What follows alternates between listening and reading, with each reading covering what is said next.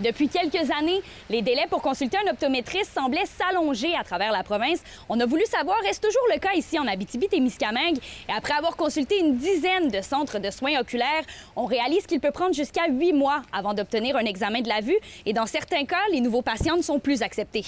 Dans toutes les régions, autant en Abitibi qu'ailleurs, c'est très variable parfois d'une clinique à l'autre. Par exemple, à Ville-Marie, ça va très, très bien parce qu'il y a des jeunes optométristes qui se sont installés à Ville-Marie dans les dernières années.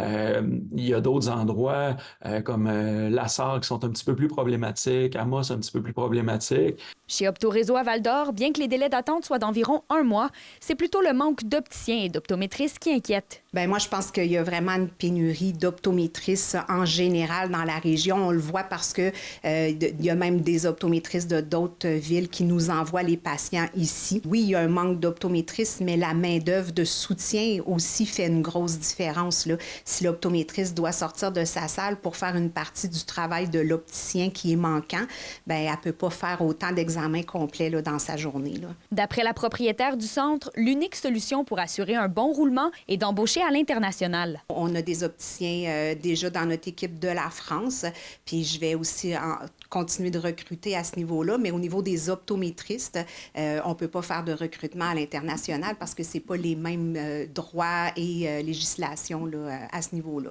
À la lunetterie Bellan de Rouyn-Noranda, c'est le même signal. L'attente se fait aussi ressentir. Il peut y avoir beaucoup de délais d'attente pour les examens de la vue. Je vous dirais que ce qui est le plus dommage, c'est pour les gens que leurs lunettes sont brisées ou qui ont des bons changements de prescription puis qui sont en attente. C'est ce qui est le plus dommage pour eux.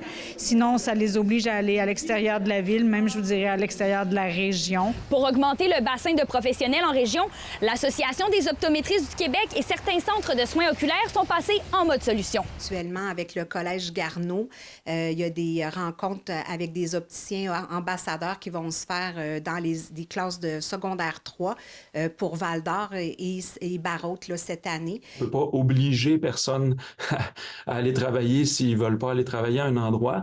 Par contre, ce qu'on a fait, qui était assez facile à mettre en place, c'était des bourses aux étudiants qui veulent aller faire des stages dans des cliniques en région. Kimilia La Liberté pour RNC Nouvelles.